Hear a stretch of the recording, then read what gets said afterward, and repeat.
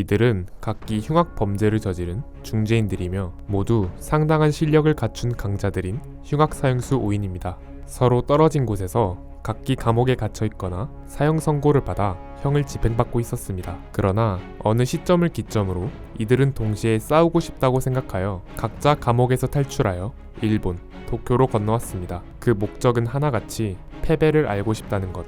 그중 엄청난 손가락 힘을 가진 시코르스키는 과연 얼마나 강력했을까요? 그리고 그는 어떤 이야기를 가지고 있을까요? 간디 채널의 한마 바키 이야기, 흉악 사형수 시코르스키 편, 지금 바로 시작합니다.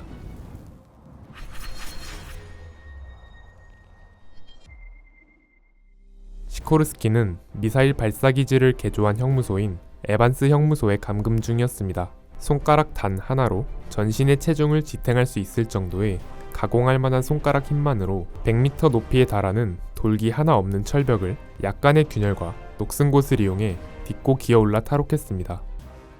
시코르스키는 러시아인으로 금발머리에 큰 덩치를 보여주었습니다. 흉악 사형수 중에서 외모만 보면 비교적 개성이 없는 평범한 외모를 가지고 있지만 그 실체는 당연히 흉악 사형수라는 이름처럼 극도로 위험한 인물입니다. 시합은 어디까지나 리허설에 불과하며 실전이 아니므로 시코르스키는 준비, 시작이라는 말 없이 싸울 수 없다면 그건 진정한 격투가가 아니라고 생각합니다.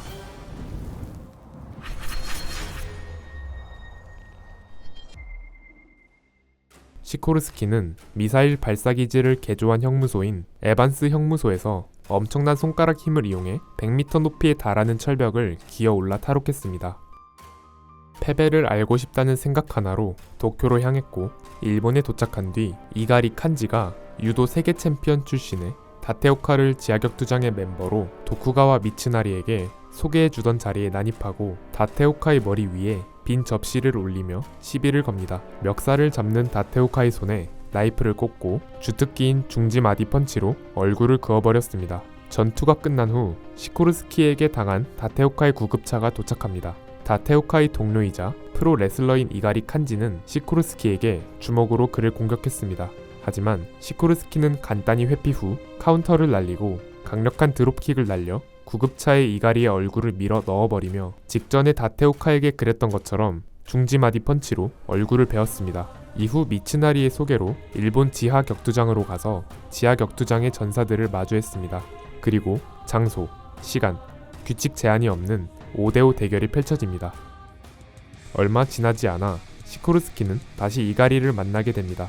그러나 이번에 이가리는 시코르스키에게 복수를 하기 위해 2명의 부하와 함께 등장합니다. 그들은 길에서 시코르스키를 쓰러뜨리고 그의 입을 테이프로 막은 채 도장으로 끌고 갔습니다. 그들은 로프로 시코르스키의 팔을 묶어두었고 이가리는 시코르스키에게 총을 여러 발 쏩니다. 하지만 시코르스키는 방탄조끼를 입고 있었으며 로프에서 벗어나고 중지 손가락을 이용해 부하들을 순식간에 제압했고 이가리는 시코르스키에게 도계자를 하며 패배를 인정하게 됩니다. 그러나 시코르스키는 부하들의 복수를 하지 않느냐며 오히려 공격을 했고 이가리에게 엿기들을 휘두르며 던져 완전히 떡으로 만들어 버립니다. 시코르스키는 극한의 치욕을 주기 위해 이가리 위에 소변을 봅니다. 이때 이가리는 시코르스키에게 기습을 시도했으나 이번엔 시코르스키의 중지 공격에 목이 베이고 맙니다. 한마 바키가 어디까지 성장했는지 보고 싶었던 한마 유지로의 지시에 따라 시코르스키는 바키의 애인인 코즈에를 납치하러 가게 됩니다. 납치 직전 바키가 등장하지만 바키가 빈틈을 보인 사이 유지로가 묵고 있던 호텔 객실로 코즈에를 성공적으로 납치해옵니다. 하지만 이건 자신의 스타일이 아니라며 투덜대면서 자신의 앞에 누구나 인정하는 지상 최강의 생물이 있는데 아들로 성이 차겠느냐며 유지로에게 기습을 가했지만 유지로에게 간단히 막히고 러시아 싸움은 아직 구식이라는 핀잔만 듣게 됩니다. 이에 흥분하여 재차 공격을 가하려 했지만 이번엔 비스켓 올리버에게 팔목을 잡히며 저지당하게 됩니다. 그 순간 바키가 객실에 뛰쳐들어와 속옷 차림으로 묶여있는 코즈의 모습을 보고 분노한 바키의 연속 공격으로 시코르스키는 창문 밖으로 추락하지만 벽을 타고 다시 기어올라와 라운드 2라는 말과 함께 유리파편과 앞정 등을 이용한 변칙적인 공격으로 바키에게 한 방 먹였지만 경찰 출동으로 인해 현장에서 도주합니다. 그리고 은신처에서 몸을 씻던 중 시코르스키의 뒤를 밟은 바키에게 팬티도 입지 못한 채 알몸 상태로 맞붙게 되는데 일방적으로 구타당한 뒤 로 블로를 거하게 맞아 피까지 쏟으며 실신하게 됩니다. 싸움을 지켜보고 있던 올리버가 나타나 시코르스키는 자신이 사냥하기로 했다면서 손을 대려하자 바퀴가 이놈을 잡는 건 자신의 몫이라며 올리버를 저지하는 찰나에 시코르스키는 깨어나서 올리버의 목에 발차기를 제대로 꽂아 넣지만 올리버는 별다른 충격조차 입지 않았을 뿐더러 수십 번의 중지 마디 펀치에도 피부가 찢어지지 않는 모습을 보고 전의를 상실하게 됩니다.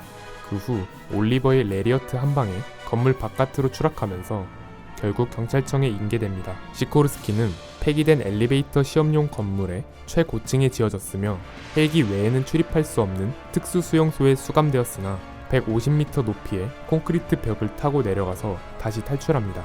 그리고 바키와 야나기 류코가 대결을 벌이고 있던 현장에 난입해 야나기와 손을 잡고 바키를 2대1로 몰아붙이려 했지만 바키가 둘을 상대로 전혀 밀리지 않고 오히려 일방적으로 가지고 놀았고 갑자기 바키가 코제에를 데리고 도망치자 완전히 장난감 취급당했다는 걸 깨닫고 전의를 잃은 채 정처 없이 방황하다 잭 하나마와 조우해버립니다.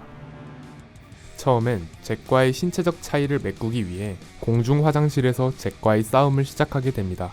처음에는 악력으로 천장의 스프링클러에 매달려 잭에게 발차기와 니킥을 연신 날려댔지만 코피를 조금 나게 하는 정도에 그쳤고 잭에게 다리를 붙잡힌 채 복부에 제대로 펀치를 얻어맞고 날아가게 됩니다.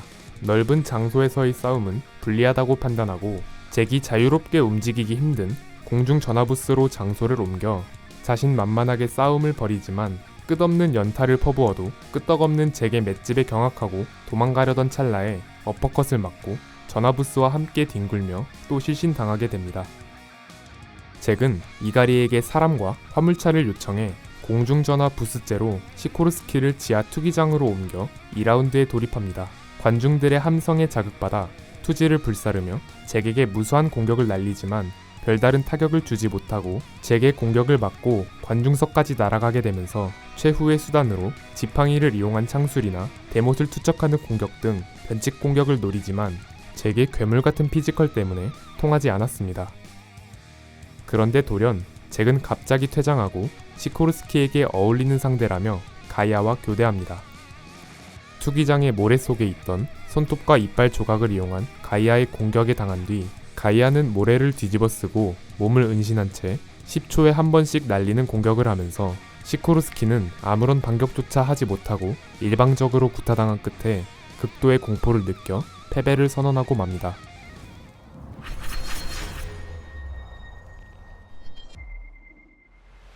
시코르스키는 잘 드러나진 않았지만 투쟁 본능으로만 따지자면 흉악사형수 5인방 중 전투에서 자신의 피지컬에 가장 많이 의존하고 투쟁심이 가장 큰 인물입니다.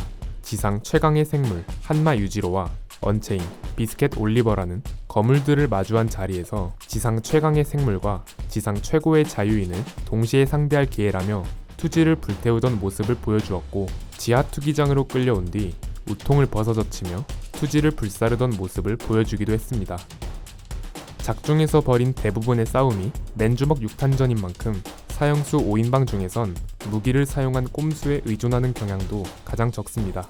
물론 본질은 흉악사형수다 보니 불리하다 싶으면 변칙적인 공격을 시도하긴 했으나 독극물, 화기, 폭발물 같은 것을 작정하고 미리 숨겨둔 것은 없고 못, 아령, 지팡이와 같이 주변에 있는 일상적인 물건들을 손에 잡히는 대로 사용한 것이 전부였습니다.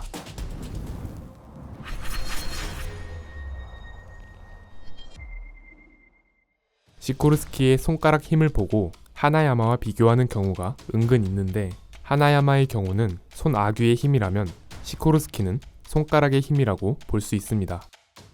흉악사형수들 중 유일하게 살인을 저지르지 않은 인물입니다.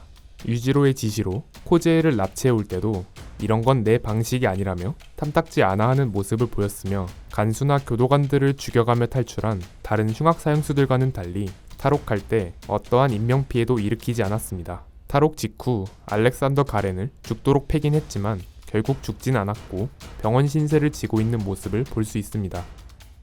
시코르스키는 흉악사형수들 중에서 신체 능력은 상위권이지만 순수 전투력만으로 봤을 땐 하위권이라고 작가가 공식적으로 밝히기도 했고 레귤러급 등장인물 중 대표적인 피지컬 몬스터인 잭 한마 앞에선 6탄전은 물론 도구를 사용한 반지까지 동원했음에도 비빌 수조차 없었고 올리버에겐 아예 데미지조차 입힐 수 없는 수준이었습니다.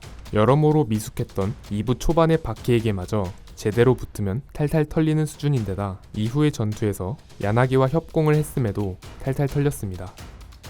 리벤지 도쿄편에서 사형수들의 근황이 나오면서 시코르스키 역시 재등장의 여지를 남겼는데 일단 형무소에 감금된 상태로 나옵니다. 간수가 떨어뜨린 5센트 니켈 동전이 감방 안으로 굴러 들어오자 손가락 힘으로 구부리다 못해 휴지를 뭉치듯 뭉쳐서 돌려주었으며 매끄러운 벽을 붙잡고 깨어있는지 자고 있는지도 모를 상태로 밤새도록 매달려 있었다는 언급이 나옵니다. 이전에 탈옥할 땐 벽면에 약간의 틈과 녹슨 곳을 이용했었던 것을 생각하면 시코르스키의 특기가 더 강화되었을 가능성도 있어 보입니다.